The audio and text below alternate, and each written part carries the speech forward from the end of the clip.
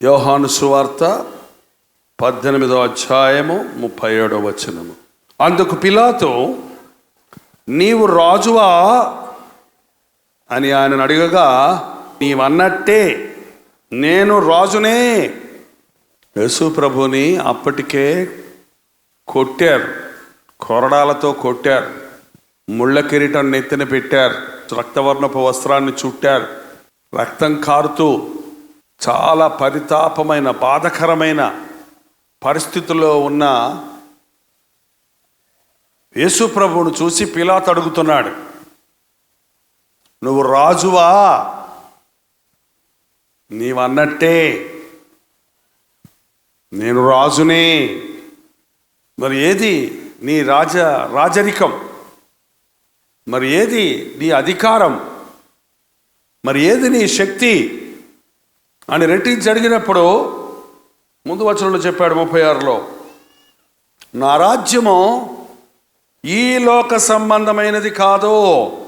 నా రాజ్యము ఈ లోక సంబంధమైనది కాదు. వినండి, 2 రాజ్యాలున్నాయి. ఎన్నో రాజ్యాలున్నాయి, కొన్ని వందల రాజ్యాలున్నాయి, ప్రపంచంలో రాజ్యాంగాలు ఉన్నాయి. కానీ 2 రాజ్యాలే, లోక రాజ్యము, పరలోక రాజ్యము. యేసు ప్రభు చేసిన మొదటి ప్రసంగం ఏంటి? పరలోక రాజ్యము సమీపించి ఉన్నది కనుక మారు మనసు పొందండి. పాస్టర్ గారులకు సిగ్గైపోతుంది ఈ ప్రసంగం చెప్పడానికి. ఈ ప్రసంగం చెప్తే ఈ పాస్టర్కు ప్రసంగాలు రావుకోబోలనుకుంటారని భయం. ఈ ప్రసంగం చెప్తే మాకు తెలిసిలే పోవయ్యా అంటారేమో అని అనుమానం. కానీ పరలోక రాజ్యాన్ని గురించి ప్రసంగించని ప్రసంగం క్రీస్తు చేసిన బోధ కాదు. ఈ లోక సంబంధమైన విషయాలు మాత్రమే బోధించటానికి బోల్డ్ భక్తులు ఉన్నారు, గురువులు ఉన్నారు, సాంప్రదాయాలు ఉన్నాయి, విశ్వాసాలు ఉన్నాయి, మతాలు ఉన్నాయి. కానీ చనిపోయిన తరువాత ఉన్న శాశ్వతమైన రాజ్యాన్ని గురించి తెలియచేసేదే పరిశుద్ధ గ్రంథం. ఈ లోకములో ఉన్నదంతయో శరీరాశ, నేత్రాశ, జీవపు డంబము, ఇవి తండ్రి వలన పుట్టినవి కావు. ఆ హవ్వ ఆ పండు చూచినప్పుడు అది ఆహారమునకు మంచిదియు అంటే ఏమాశ అండి? శరీరాశ. చూచుటకు అందమైనదియో నేత్రాశ. తింటే దేవునిలాగా అయిపోతారు, జీవపు డంభం. యేసు ప్రభు 40 రోజులు ఉపవాసం ఉండి ప్రార్థించిన తర్వాత అదే శోధనలు వచ్చాయి ఆయనకి.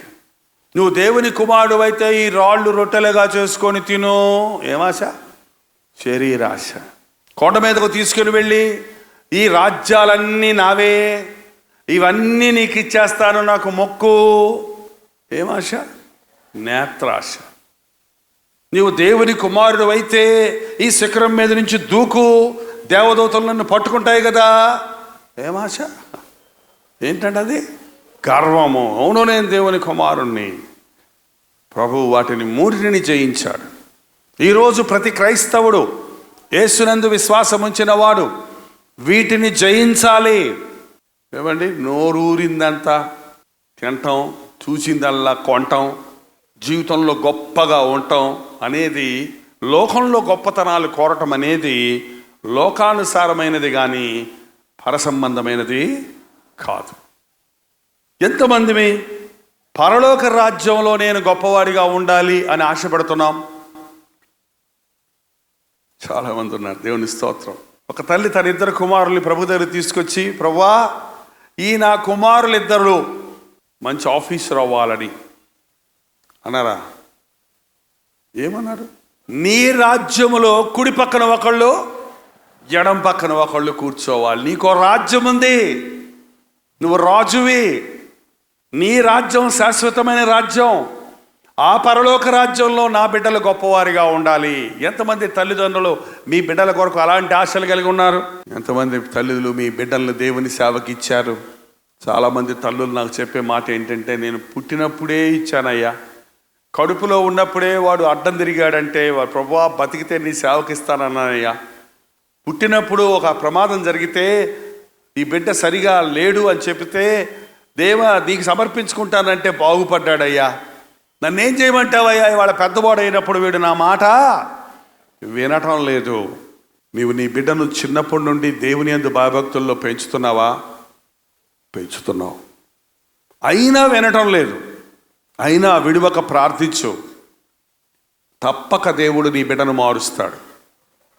అగస్టిన్ అనే ఒక కుమారుడు లేక పుట్టితే మోనికా అనే అతని తల్లి ప్రభా నీకు అర్పించుకుంటాను ఈ బిడ్డనని చెప్పుకుంది. ఆ బిడ్డను ఎంతో భయభక్తులతో పెంచింది. కానీ పెద్దవాడైనప్పుడు వాడు భయంకరమైనవాడుగా తయారయ్యాడు, తాగుబోతు అయిపోయాడు, వ్యభిచార అయిపోయాడు, జారత్వానికి చోటిచ్చాడు, వేశ్యల దగ్గరకు వెళ్ళటం నేర్చుకున్నాడు. ఎంత ప్రార్థన చేస్తుందో తల్లి అంత చెడిపోతున్నాడు. అయినా ఆమె విశ్వాసం విడిచిపెట్టలేదు. 33 సంవత్సరాలు ప్రార్థన చేసింది. ఎన్ని సంవత్సరాలు? 33 సంవత్సరాలు. అద్భుతంగా ఒకరోజు ఆమె అక్కడ మోకాళ్ళ మీద ప్రార్థిస్తుండగా అతడు సాధారణంగా వెళ్ళి ఒక వేశ్య దగ్గరకు వెళ్తానికి సిద్ధపడి బయటకు వచ్చాడు. ఇంకా కొంచెం సూర్యుడు అస్తమించలేదు, వెలుగ్గా ఉందని ఆ వీధి చివరిదాకా వెళ్దామని ముందుకు వెళ్ళాడు. ఆ వీధి చివరిలో ఒక చిన్న మీటింగ్ జరుగుతుంది, ఓపెన్ ఎయిర్ మీటింగ్. ఒక 4-5 పాట పాడుతూ వాక్యం చెప్పటం అనేది ఈ రోజుల్లో మానేశామండి మనం. నా బైబిల్ స్కౌల్లో నేను ఉన్నప్పుడు ఈ కిరసనాయిల్ డబ్బా రేకుతో గొట్టం చేసుకొని మెడ్రాస్ వీధుల్లో ఓచీరాని తమిళ్లో ప్రసంగం చేసేవాడిని, గొట్టం పెట్టుకొని. ఈరోజు కూడా గొట్టాలతో బోధించవలసిన మనుషులు మారుమూల గ్రామాల్లో కరెంట్ లేని చోట్ల ఉన్నారండి. ఆ చిన్న మీటింగ్లో పాట పాడుతుంటే ఆగాడంట అక్కడ పాట విందామని. పాటలు ఎందుకంటే ప్రజలను ఆహ్వానించడానికి. చాలాసార్లు పాటల ద్వారా కూడా ప్రభు తన కార్యాన్ని జరిగిస్తాడు. పాటలు కాలక్షేపంగా పాడబాకండి, మీ గొప్పతనాన్ని చూపించుకోవడానికి పాడకండి. ప్రభువును మహిమపరచడానికి పాడేవాళ్ళు, వినేవాళ్ళు ఆ పాటలోని భావాన్ని గుర్తించండి, అప్పుడు అద్భుతం జరుగుతుంది. ఒకసారి చిత్తూరులో ఒక టౌన్ హాల్లో మీటింగ్ పెట్టాం. మీరైనా మీలో ఒకరైనా వెళతారా అనే పాట ఉంది కదండి, నా పేరే తెలియని ప్రజలు. ఆ పాట పాడుతున్నాను నేను. ఒక ఆయన ఎవరో అటు పోతూ ఏంటి ఇంతమంది జనం ఉన్నారంటే తొగ్గు చూశాడంట. నాకెందుకులే వెళ్ళిపోతాడు. వెళతారా అంటే ఎవరు పిలుస్తున్నారు నన్ను? ఇంకా పాట మిగిలిందేం అర్థం కాల, మిగిలిన సందర్భం ఏం తెలియలేదు దానికి. మళ్ళీ వెళ్తారని మళ్ళీ కాసేపు నిలబడ్డారా. మీరైనా మీలో ఒకరైనా వెళతారా అంటే ఏంటో లోపలికి వచ్చి కూర్చున్నాడంట. అంతే అండి. కూర్చొని దేవుడు అద్భుతంగా ఆయన్ని మార్చాడు. ఆయన పేరు భిక్షాండి. భిక్షాండి అంటే అడుక్కుని బిచ్చగాడు అని అర్థం. కానీ ఆయన మార్టిన్ లూథర్ అని పేరు మార్చబడింది, హృదయం మారింది, దేవుని కొరకు సాక్షిగా జీవించాడు. ఈ మధ్య పరలోకానికి వెళ్ళిపోయాడు ఆయన. పాటలు మనస్సులో ఆత్మతో పాడితే అద్భుతాలు జరుగుతాయండి. ఒక చర్చిలో పాట పాడుతున్నారంట, ఇంగ్లీష్ పాట. Half has not been told, half has not been told అంటే సగమైనా చెప్పబడలేదు అని. ఎవరన్నది? షేబాదేశపు రాణి అంటది కదా, నేను చూసిన దానికంటే నాకు సగం కూడా చెప్పలేదు అనేది ఒక పాట ఉంది. సో సగమైన చెప్పబడలేదు అని పాడుతుంటే ఒక అతనికి వినపడుతుందంట, calf has not been sold, calf has not been sold అని వినపడుతుంది అతనికి. అంటే దూడ నమ్మలేదు అందరు పాడుతుంటే ఈయనకి ఏం అర్థం కావట్లేదంట. ఈయన ఏం చేశాడంట, దూడ ఈంతే క్షేమంగా ఆ గేదె ఈంతే ఆ దూడను అమ్మి దేవునికి ఇస్తానని మొక్కుబడి చేసుకున్నాడంట. అది అమ్మటం మానేశాడు శుభ్రంగా. వీళ్ళు ఏదో పాడుతుంటే ఈయనకి ఎట్టుందంటే, దూడ నమ్మలేదు, గబగబ భాషగా దగ్గరికి వచ్చి బాబు పాడించకండి అందరితో, అతను ఇచ్చేస్తానండి అందరికి చెప్పేయకండి ఆ సంగతి అన్నాడట. కొన్నిసార్లు ఆత్మలో మనం ఉన్నప్పుడు ఆ మాటలు కానీ ఆ పాటలు కానీ పరిశుద్ధాత్మ అభిషేకంతో ఉంటాయి కనుక ఒక బిట్ అయినా ఒక మొక్క అయినా మనిషి హృదయాల్లో జొరబడినప్పుడు అక్కడ అవసరమైన క్రియ జరుగుతుంది. ఈ అగస్టిన్ పాట అయిపోయింది, వెళ్ళిపోదాం అనుకుంటుంటే కాళ్ళు ఎవరో మేకులేసి కొట్టినట్టుగా కదలలేకపోయాడు. అమ్మ చేసే ప్రార్థన, ఆ కన్నీటి ప్రార్థన అతన్ని అక్కడ నిలదీసింది. ఆ ప్రసంగికుడు చెప్పిన 2 మాటలు, ఈరోజు నీ జీవితాన్ని ప్రభువుకు సమర్పించుకో, నీ దేహాన్ని నాశనం చేసుకోవద్దు అని ఆ ఓపెన్ ఎయిర్లో రోడ్డు మీద చెప్పిన 2 మాటలు బాణాల్లాగా గుచ్చుకున్నాయి. అక్కడే మోకాళ్ళ మీద పడ్డాడు, రక్షించబడ్డాడు. అది పరిశుద్ధాత్ముడు చేసే క్రియ అండి. రక్షణ అనేది యూ కెనాట్ ఎక్స్ప్లెయిన్ ఇట్. రక్షించబడ్డానంటారు, అది ఎట్టండి, అది ఎట్లండి, అది ఎట్లుంటుందండి అని అడుగుతున్నారు కొంతమంది. అన్నాం అది ఎట్లుంటుందంటే, నేను నిమ్మకాయ తీసుకొని తింటూ భలే ఉంది, భలే ఉంది, ఎట్లుంటుందండి, భలే ఉంది, భలే ఉంటుంది, ఎట్లుంటుందండి, తించుడు, ఆహా, అది యెహోవా ఉత్తముడని రుచి చూచి తెలుసుకో. రక్షణ నీ అంతట నువ్వు పొందాలి. కానీ ఏదో కొంతమంది ఈ రోజున వాగ్దానం తీసుకొచ్చి, అన్నయ్య నాకు ఈ వాగ్దానం ఇచ్చాడు, నేను రక్షించబడ్డానా అని అడుగుతున్నాను నన్ను వచ్చి. అదేంటి, నీకు ఈ వాగ్దానం ఇచ్చాడా, రక్షించబడ్డా, నన్ను అడుగుతావేంటి? నేనేమన్నా అవును రక్షించబడ్డావు అని రబ్బర్ స్టాంప్ వేసి పంపాలా నిన్ను? నీవు వాగ్దానం చదివినప్పుడు నీకే అర్థమవుతుంది. నీ మనసులోనే గొప్ప కార్యం జరుగుతుంది. ఆ ఉల్లాసం, ఆ ఉత్సాహం, ఆ క్షమాపణ, ఆ ఆదరణ నీవు అనుభవిస్తావు. ఒక క్షణంలో చాలు. రక్షించబడటానికి 15 సంవత్సరాలు అక్కర్లేదండి. వన్స్ యు కంప్లీట్గా నిన్ను నీవు సమర్పించుకున్న మరుక్షణంలో ప్రభువు నీ వాకిటే ఉన్నాడు కనుక నీలో ప్రవేశిస్తాడు. మారిపోయాడండి, వచ్చేస్తున్నాడు, ఇంటికి వెళ్ళిపోతున్నాడు, వాళ్ళ అమ్మకి చెప్తామని సంతోషంగా రక్షణానందంతో ఎగురుకుంటూ వెళ్తున్నాడు. ఆ ఎప్పుడు వెళ్ళి వేసి గుమ్మంలో కూర్చొని ఉంది, కొంచెం అలిగినట్టుగా లోపలికి వెళ్ళింది. ఈయన మెదలకుండా వెళ్ళిపోతున్నాడు, అసలు గుర్తే లేదు. గబగబ గుమ్మంలోకి వచ్చి చూసింది. Augustine, Augustine, I am she అన్నాడంట. అగస్టైన్, అగస్టైన్, నేనే ఆమెని అంటే వెనక్కి కూడా తిరిగి చూడకుండా, you may be she but I am not he అన్నాడంట. నువ్వు ఆమె అయితే అవుదువు గాక, నేను అతనిని కాదు. ఏ సమయంలో తల్లి అక్కడ ప్రార్థన చేస్తుందో ఆ సమయంలో పరిశుద్ధాత్ముడు ఇక్కడ క్రియ జరిపించాడు. ఆ తర్వాత అతను సెంట్ అగస్టిన్ అయ్యాడు. మీరు చర్చ్ హిస్టరీ చదివితే సెంట్ అగస్టిన్ అని ఉంటాడు. దేవుని గొప్ప సేవకుడు అయ్యాడు. తను ఒకసారి సాక్ష్యం చెప్తా అన్నాడు, నా తల్లి కన్నీటి ప్రవాహంలో నేను లోకంలో నుండి దేవుని రాజ్యంలోనికి కొట్టుకొచ్చేసాను అన్నాడు. సాతాను రాజ్యంలో మనం ఉన్నాం. ఈ లోకం సాతానుది, ప్రభుతోటి చెప్పింది. ఆ మాట చూడండి ఒకసారి. లూకా సువార్త 4వ అధ్యాయంలో 5వ వచనంలో, అప్పుడు అపవాది ఆయనను తీసుకొని పోయి భూలోక రాజ్యములన్నిటినీ ఒక్క నిమిషంలో ఆయనకు చూపించి, ఈ అధికారమంతయు ఈ రాజ్యముల మహిమయు నీకిత్తును, అది నాకు అప్పగించబడి ఉన్నది, అది నేను ఎవరికి ఇయ్యకూడదునో వానికిత్తును, కాబట్టి నీవు నాకు మొక్కితివా, ఇదంతయు నీదగునని ఆయనతో చెప్పెను. ఏది సైతాన్ రాజ్యం? ఒక ఊర, ఒక పేట, ఒక మండలమా? ఏదంట? భూలోక రాజ్యములన్నిటినీ, Japan, China, Russia, America, Australia, Africa, India, రాజ్యాలన్నిటిని చూపించి ఇవన్నీ నాకు అప్పగించబడ్డాయి అంటున్నాడు. ఈ భూలోకము ఎవరప్ప చెప్పారు సాతానికి? ఎవరప్ప చెప్పారు చెప్పండి? ఎవరప్ప చెప్పారు? నువ్వే, నేనే, మనమే. మన ఆది పితరులైన ఆదాము, హవ్వలే.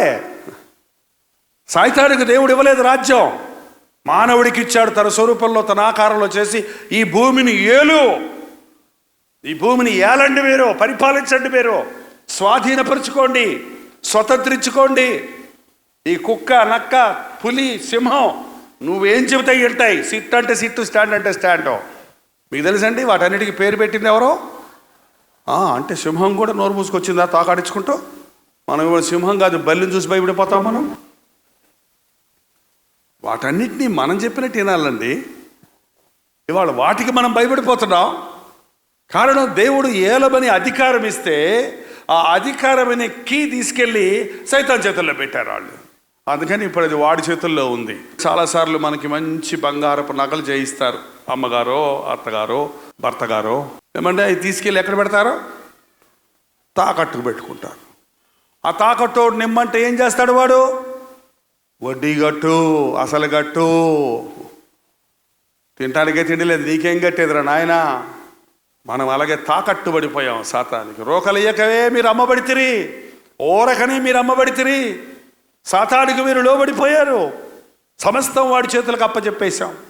ఒకవేళ ఎవరైనా అనొచ్చు, ఏమండి దేవుడు ఉన్నాడు కదా, సైతాన్ని గుద్ది మన కీ లాగేసి మనకి ఇచ్చేయచ్చు కదా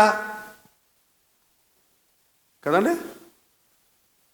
ఎందుకు ఇవ్వడం? ఆయన నీతిపరుడు, న్యాయవంతుడు. నీకిచ్చిన అధికారాన్ని నువ్వే లాక్కోవాలి, నీకిచ్చిన అధికారాన్ని నువ్వే తీసుకోవాలి. నువ్వే తీసుకో ఆదామా. తీసుకుంటానన్న వాళ్ళు కూడా తల్లకిందులు అవుతున్నారు. ఆదాము చేత కాలేదు, సొలొమోను చేత కాలేదు, సంసోను చేత కాలేదు, దావీదు చేత కాలేదు, ఏ మనుషుడి చేత కాలేదు. వాళ్ళందరూ సాతాను చేతుల్లో ఏదో సమయంలో ఏదో విషయంలో చిత్తైపోయి లోబడిపోయారే కానీ విడిపించలేకపోయారు. కాబట్టి యేసుక్రీస్తు ఈ లోకానికి వచ్చాడండి. ఎలా వచ్చాడు? మానవుడిగా వచ్చాడు. రక్త మాంసములలో పాలిభాగస్తుడై వచ్చాడు. మానవుడిని మోసగించిన సైతానుని మానవుడిగానే జయించడానికి మానవుడిగా ఈ లోకంలో ఆయన అవతరించాడు. ఈ సీక్రెట్ చాలామందికి తెలియటం, గుర్తించటం లేదండి. తెలుసు మీకు, కానీ గ్రహించటం లేదు. యేసు ప్రభు నీలాగా నాలాగా ఈ లోకంలోనికి వచ్చి శరీరధారిగా ఈ లోకంలో 33.5 సంవత్సరాలు జీవించి లోకమును జయించాడు. నేత్రాశను, శరీరాశను, జీవపు డంబాన్ని జయించడం అంటే ఇలా చేస్తే జయిస్తావు అని మనకు మాదిరి చూపించాడు. మాదిరి చూపించి మన పాపములకు ప్రాయశ్చిత్త బలిగా సిలువలో తన ప్రాణాన్ని ఇచ్చాడు. సిలువను గురించి ఎన్నిసార్లు చెప్పినా, ఎన్నిసార్లు విన్నా తనివి తీరదండి. నాకు తెలుసు అనకండి. సిలువ యొద్దకు వెళ్ళినప్పుడల్లా, సిలువలో నా యేసయ్య నా కొరకు చేసిన త్యాగాన్ని నేను ధ్యానించినప్పుడల్లా ఆయన స్వభావం నాలో ఉబుకుతుంది. ఆయన ప్రేమ నాలో కనపడుతుంది, ఆయన సహనం నాలో కనపడుతుంది. ఆయనలో ఉన్న పరిశుద్ధత కొరకైన ఆకాంక్ష నన్ను తినేస్తుంది. ఈరోజు ఎందుకు క్రైస్తవులు పరిశుద్ధపరచబడటం లేదు? సిలువను ధ్యానించరు, క్రీస్తు ప్రేమను గుర్తించరు, క్రీస్తు సిలువలో చేసిన త్యాగాన్ని గురించి ధ్యానించరు. యేసు ప్రభు ఈ రోజున నీకు నాకు జయమివ్వడానికి వచ్చాడు. సైతానికి మొక్కితే రాజ్యాలన్నీ నీయే. ఏమన్నాడు? నువ్వేంటి నాకు ఇచ్చేది రాజ్యాలని? నేను రక్తమిచ్చి కొంటాను ఈ జనాంగాన్ని. నేను సిలువ ద్వారా నీ తల చెత్తక కొట్టి న్యాయపరంగా రాజ్యాన్ని నా కైవశం చేసుకుంటాను అని చెప్పి సిలువలో ఆయన యాగం చేశాడు. కాబట్టి ఈరోజు యేసుక్రీస్తు రాజు. ఏ రాజు? ప్రభు కొరకు ఈ లోకంలో సాక్షిగా నిలబడతాను అన్నవాళ్ళు హల్లెలూయా చెప్పండి. హల్లెలూయా చెప్పిన వాళ్ళందరూ కళ్ళు మూసుకోండి, ప్రార్థన చేద్దాం. నిజంగా నీవు దేవుని రాజ్య వారసుడు అవ్వాలంటే, నీ పేరు జీవగ్రంథంలో రాయబడాలంటే ఇప్పుడే అటో ఇటో తేల్చుకోండి. ఇప్పుడే ప్రభు సన్నిధిలో దయచేసి తలలు వంచి ప్రార్థన చేయండి. అందరం లేచి నిలబడదామండి. అందరం లేచి నిలబడదాం. అందరూ కళ్ళు మూసుకుందాం. అందరం ప్రార్థన చేద్దాం. ఒక్కసారి హృదయాన్ని పరిశీలించుకుందాం. నా పేరు జీవగ్రంథంలో ఉందా? యేసుక్రీస్తును నా రక్షకుడిగా నేను అంగీకరించానా? నా పాపముల కొరకు ఒప్పుకొని పశ్చాత్తాపడ్డానా? నా హృదయాన్ని క్రీస్తు రక్తంలో కడుక్కున్నానా అని ఒక్కసారి పరిశోధన చేసుకోండి. ఈరోజు ఒక తీర్మానం చేయండి. నిజమే, ఈ లోకము శాశ్వతమైనది కాదు, ఈ రాజ్యాలు శాశ్వతమైనవి కావు. నా రాజు, నా యేసు రాజు పరలోకము నుండి మేఘారుడై రాబోతూ ఉన్నాడు. ఆయన రాజ్యములో యుగయుగాలు తరతరాలు కూర్చుండే భాగ్యాన్ని నాకు ఇవ్వబోతున్నాడు. ఆయన సింహాసనం మీద కూర్చుండే భాగ్యం నాకు ఇస్తున్నాడు. ప్రభువా, నీ రాజ్యం కొరకు నన్ను సిద్ధపరచు అని ప్రతి ఒక్కరూ ప్రార్థన చేద్దాం. పరిశుద్ధుడా, ప్రేమగలిగిన తండ్రి, ఈ రాత్రి ఒక్కసారి నీ నామములో కూడి వచ్చిన ఈ జన సమూహాన్ని చూడయ్యా. ఇంకా నా పేరు జీవగ్రంథంలో వ్రాయబడిందో లేదో అన్న సందేహాలతో ఉన్న వారిని చూడు నాయనా. సందేహాలు విడిచిపెట్టి, సంశయాన్ని విడిచిపెట్టి, లోక రక్షకుడిగా, నిజ రక్షకుడిగా, రాజులకు రాజుగా, ప్రభువులకు ప్రభువుగా మా కొరకు ఈ లోకములోనికి వచ్చిన నీ యందు విశ్వాసం ఉంచుటకు, నీ రాజ్య వారసులమవుటకు సహాయం చేయి అయ్యా. ఈ ఆవరణలో ఉన్న వారెవ్వరూ నరకానికి పోనివద్దయ్యా. అగ్ని ఆరని, పురుగు చావని ఆ వేదనకరమైన స్థలంలోనికి వెళ్ళనివద్దయ్యా. ఏ ఒక్కడు నశించడం నాకు ఇష్టం లేదన్నావు కదా. ప్రతి ఒక్కరి పేరుని జీవ గ్రంథంలో రాసుకో అయ్యా. నీ పరిశుద్ధాత్మను మీద కుమ్మరించి మా స్థితిని మేము గ్రహించుకున్నటకు, మా హృదయాలు తెరిచి నిన్ను ఆహ్వానించుకున్నటకు ప్రతి ఒక్కరికి సహాయం చేయి నాయన. వైజాగ్ వెళ్ళమన్నావు, వచ్చామయ్యా. చెప్పమన్నావు, చెప్పామయ్యా. నీ కార్యాన్ని నువ్వు జరిగించు నాయన. నీ పరిశుద్ధాత్మ కార్యాన్ని జరిగించు ప్రభువా. ఇక్కడున్న వారందరినీ ఆశీర్వదించు నాయన. ఇతరులకు ఆశీర్వాదకరముగా చేయి నాయన. రక్షణ ఆనందాన్ని దయచేయము నాయన. పరిశుద్ధాత్మ అందరి ఆనందాన్ని దయచేయి ప్రభువా. సమాధానమును దయచేయము నాయన. సమస్యల నుంచి మమ్మల్ని విడిపించుము నాయన. దుఃఖించుచున్నను సంతోషించు వారిగా ఉండడానికి, లేమిలో ఉన్నను సమృద్ధి కలిగి ఉండడానికి, అద్భుతాలు చేసే దేవుడు అని అనుభవపూర్వకంగా మేము సాక్ష్యాలు ఇవ్వడానికి సహాయం చేయము. యవ్వన బిడ్డలను కనికరించయ్యా. ఇప్పటికే సాతాను కబంధ హస్తాల్లో నలిగిపోతున్న వారు ఈ సమయంలో నజరేయుడైన యేసుక్రీస్తు నామములో విడుదల చేయించున్నాము. అది త్రాగుడు, మత్తైన, వ్యభిచార, కోపమైన, దురభ్యాసాలకు, అవిశ్వాసానికి కారణమైన ప్రతి యవ్వన బిడ్డను నీవు రక్తం ఇచ్చి కొన్నావు గనక సాతాను కబంధ హస్తాల నుంచి వారిని విడిపిస్తున్నాము తండ్రి. పాపి అయిన అగస్టిన్ను పరిశుద్ధుడైన అగస్టిన్గా మార్చినట్టుగా ఈ వైజాగ్ యూత్ను ఒక గొప్ప రాజ సైన్యముగా చేయను ఆయన. సాతానుతో పోరాడే సైన్యముగా చేయను ఆయన. దేవుని పక్షములో నిలబడిన వారిగా చేయి తండ్రి. దేవుని రాజ్యాన్ని కట్టే పనిలో నిమగ్నులవడానికి మాకు సహాయం చేయను ఆయన. సాతాను కోటలు పడగొట్టబడాలి తండ్రి. సాతాను కోటల్లో, వలల్లో చిక్కుకున్న ఆత్మలను యేసు క్రీస్తు కొరకు విడిపించాలయ్యా.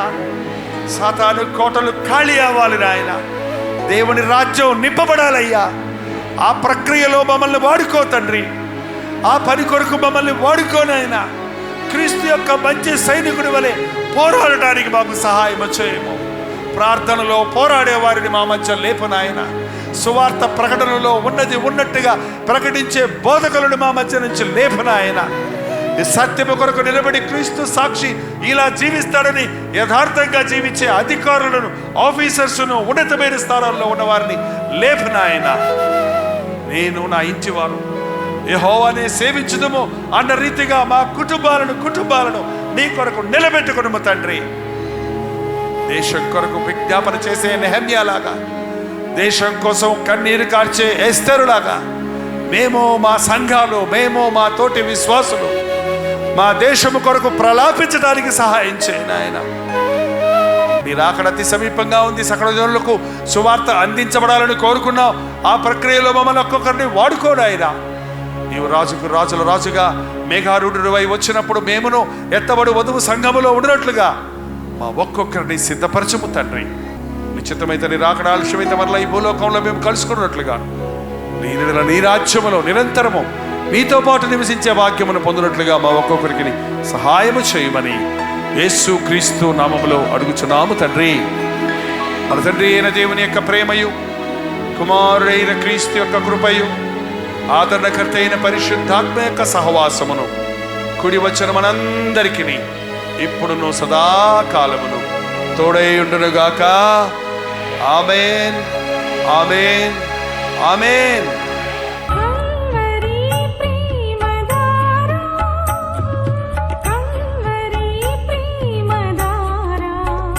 కల్వరి ప్రేమధార అనే మా ద్విమాస పత్రికను ఈ మధ్య త్రైమాస పత్రిక అంటే 3 నెలలకి ఒక్కసారి మాత్రమే ప్రింట్ చేయగలుగుతున్నాం. మరి గత 40 సంవత్సరాల పైబడి కొనసాగుతున్న ఈ పత్రికను ఆపు చేయటం ఇష్టం లేక దీన్ని త్రైమాస పత్రికగా మార్చున్నాం. మీరు కల్వరి ప్రేమధార పత్రికను చదువుతున్నారా? ఒక ఉచిత పత్రిక కావాలంటే ఇవ్వాలే మీ పేరు, చిరునామా, అడ్రస్తో పాటు ఇంటి నెంబర్తో పాటు క్లియర్గా పంపించండి. తప్పకుండా ఒక ఉచిత పత్రికను మీకు పంపిస్తాం.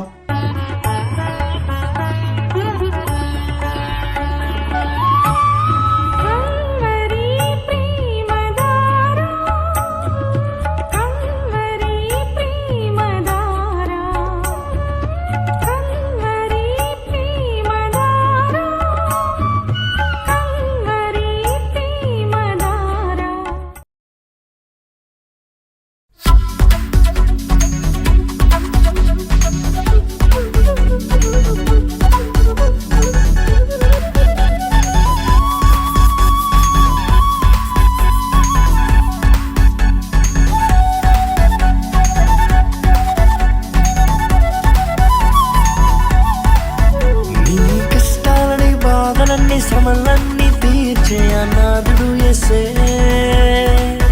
నీ కష్టాలని బాధలన్నీ శ్రమలన్నీ తీర్చే అనాథుడు యేసే.